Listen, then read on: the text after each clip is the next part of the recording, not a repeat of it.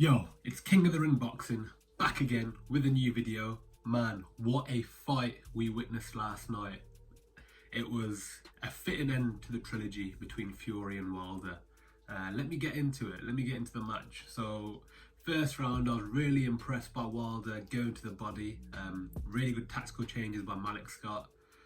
Very smart thing for him to do to the much bigger and heavier man.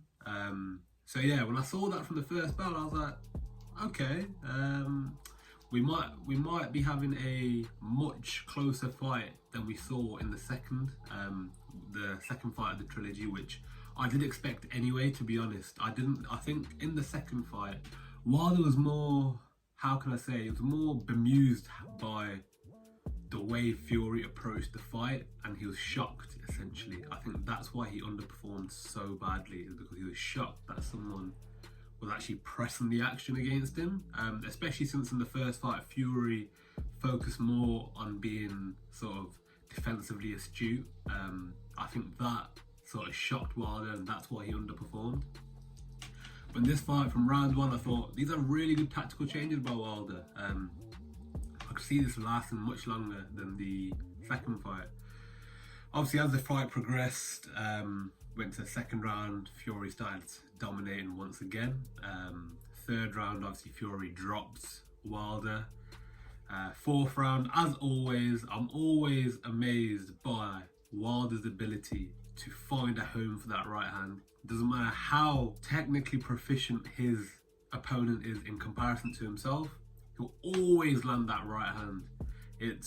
People call Wilder unskilled, but I think being able to consistently, against all your opponents, land your money shot, which the right hand is for Wilder, I think that is an impressive skill within itself, and especially against fighters who are they're just much better than you in a technical aspect. So as always, Wilder landed that right and down went Fury, and then see again in the round Fury went down. But to me, it actually looked like Fury was more hurt in this round than he was in round 12 of the first fight. I'll get into why later, and why I think Wilder could have actually won this fight if he had approached it in a different manner. The fight went on, he was blown on empty, but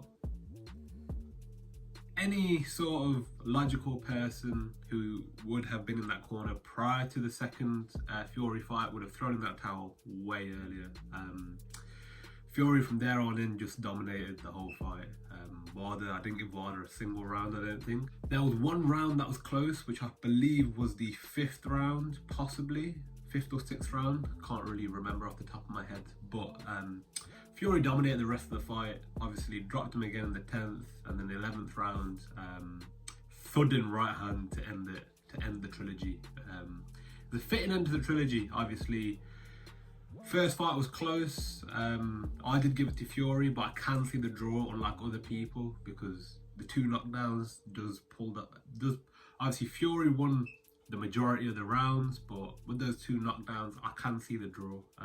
But I did give it to Fury myself.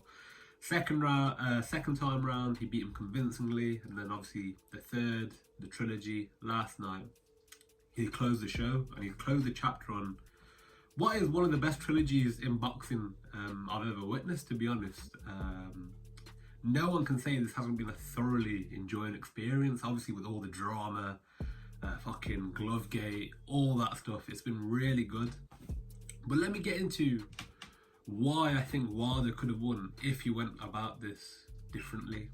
I think Wilder could have won if he hadn't had packed on all that weight. All that excess muscle was unnecessary, just soaking up oxygen. Like, this is the first time I've ever seen Wilder gassed. Like, one of Wilder's attributes previously to me was his engine. I think he's got a really good engine, but all that excess muscle soaking up the oxygen just took that away. He was blowing out his ass early, and I've never seen that. And so the reason why I think the way in which Wilder approached was all wrong. If he had come in as light as he did in the first fight, I think potentially Wilder could have won this. With one caveat, before all you Fury fans descend on my comments saying, what are you saying? you're talking out your ass, da da da da. Like, the one caveat is, if Tyson Fury last night was exactly the same as he was, and Wilder was at the weight he was for the first fight last night, I think then Wilder would have won. And I'll tell you why. Because to me, it looked like, to me, this was definitely Fury's worst performance in the trilogy. Definitely the worst performance in the trilogy. Fury looked unserious on the scales. Obviously, it was his career heaviest, which doesn't mean much for Tyson Fury, but compared to last time, he was a lot more flabbier, like a lot more flabbier. So you could tell that he wasn't taking this as seriously as he took the second fight. I think that was down to his motivation. He didn't really want this third fight. He wanted AJ. So that has a lot to do with it. So based upon that, based upon Fury himself also looking a bit, because again, with Fury, one of his advantages is his stamina. He's always had a good engine on him, but last night both men, Wilder looked like he obviously from the training footage and stuff like that, Wilder's been training really hard, but what sort of compromised his advantage was the excess weight. With Fury, I don't think he took this very seriously, and I think we saw that in his performance. The performance was good enough to beat Wilder, but in relative standards to how he's performed before against Wilder, it wasn't very good. It was the worst of the three fights. I'd put the second fight obviously as his best performance, first, second, and then this fight would be his least impressive performance against Wilder, to me anyway. So to me, I think with Fury being so unserious, a bit out of shape, as in boxing shape, not aesthetic shape, because, you know, he's never been body beautiful. But yeah, with him being out of boxing shape, I think Wilder, if he didn't try to close the strength gap between him and Fury, which was never going to be closed because Fury weighs like 30, 40 fucking pounds heavier than Wilder, he was never going to close that gap. So there was no point packing on all that muscle just to compromise your speed and compromise your stamina. So I think that's one way in which Wilder could have won this fight, and maybe would have, based upon Fury's performance. But at the end of the day, you know, these are all just what ifs and buts. So Fury did enough to win.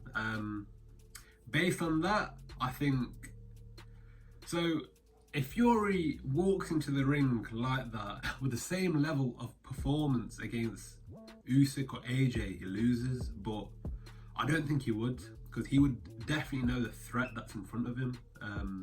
And Fury's always been the type of guy who raises his game based upon the level of his opponent, the level of threat that he perceives.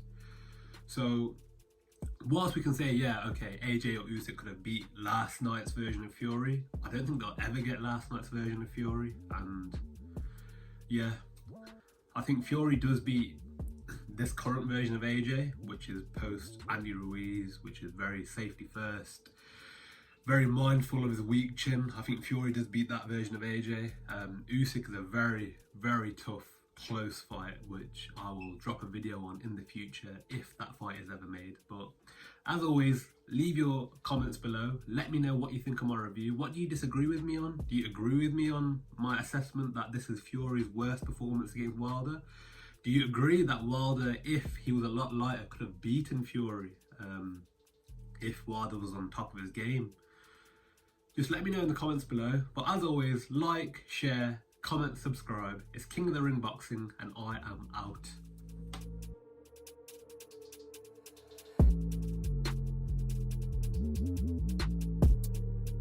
Whoa.